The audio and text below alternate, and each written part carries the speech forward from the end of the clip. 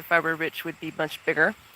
Uh, in the area that we had designated, that's our living space where we've got a little garden. As I mentioned in the past couple of um, videos, you have to excuse my slowness.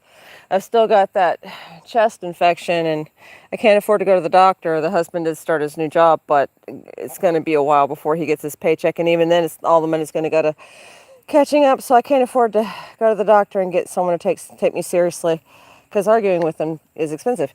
But anyway, so I've already put one in the ground and here's some kernels. And I noticed that they're starting to get little sprouts. These are mostly kernels that came out of the garden when we were fixing it up. Some cobs that had landed on the ground. And the one cob was eaten up by ants that I tried. Didn't really sprout anything. But this cob that was mostly left alone, I noticed today that it had a sprout about that big going up. And so it's in the ground now. And these guys, there was one that looked like it had the start of a sprout, and so I came out here to show you. So of course, as I was walking, they shuffled around and I can't find the little sucker. You can see some of them have been chewed up by ants. Shaking, it's me trying to get an ant off of me actually. Like that one I don't expect to sprout, but we'll see what happens. These are some, we've been cleaning up the inside, as I may have mentioned as well, and I found my package of sweet corn. And sweet corn's actually what you're supposed to be able to grow in the winter here. So I put a couple of sweet corn kernels in, not a whole lot. What I've found really interesting is while they were here, they first plumped up from the water, and then I saw the sprouts today. So that was kind of it's interesting to watch the process. I haven't done much research on protecting and growing winter crops yet.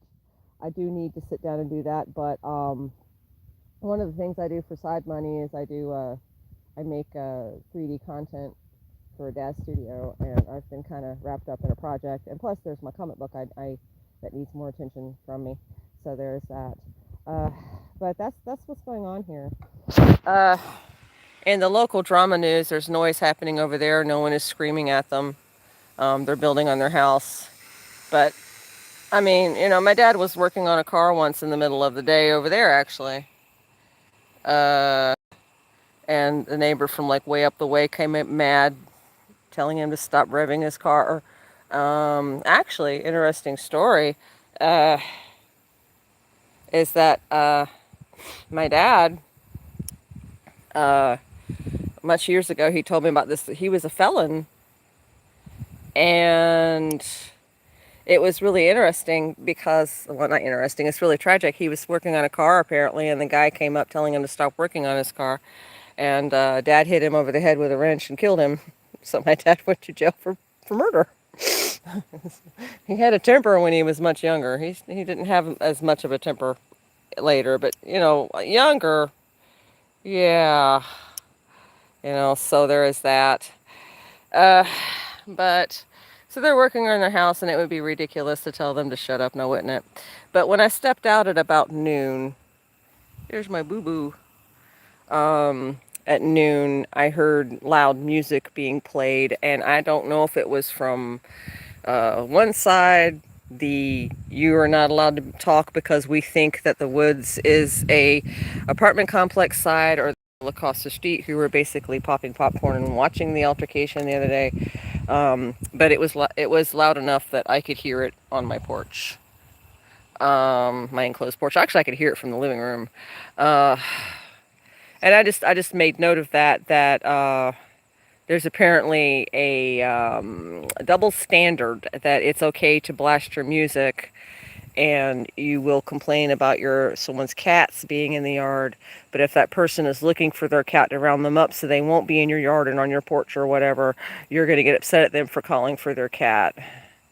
And as I said last time, it's not like my cat carries around a little cell phone so I can call her, tell her to come home. But so we've got the garden area kind of cleaned up.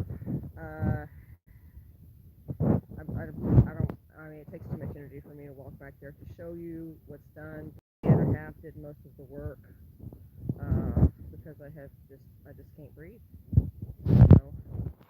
But I do gotta sit down and do some research. There's my sprout. I found the sprout. There it is, right there. Hung in there and chattered while I looked. Isn't it cute little sprout?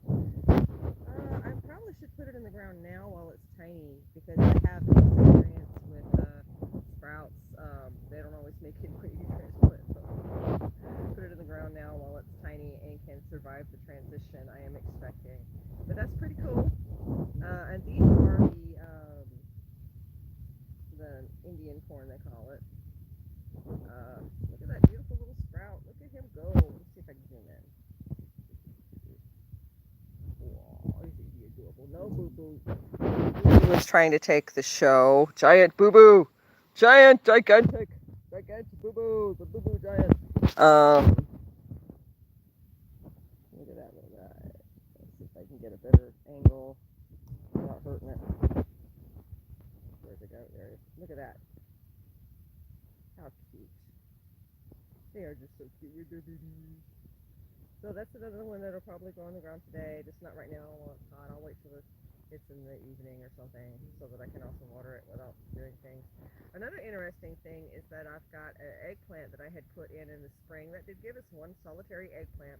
I call it my dad's eggplant because my dad, one time in the backyard, I went back there and he's over there taking care of this eggplant. He was growing next to a tree as if it was a secret. And I had walked up on him and watched him taking care of that eggplant, and he had looked at me like I had found his secret treasure, and he was so proud of that eggplant. So I now have to have at least an eggplant for him. And this one's actually looks like it's getting ready to give us another fruit. So I've been watching it, and I think that's really interesting. We've got the fruit that we actually managed to harvest in the freezer, and my husband's like, we don't have food, we can't afford food. I'm like, we have food in the freezer. It's vegetables, but nothing wrong with vegetarian today. All we need is some potatoes and some mustard and a couple of other cheap things, and we can take the stuff out of the freezer and make toad in the hole. I mean, which is not a bad dish. Okay. So that's just pretty happy about that.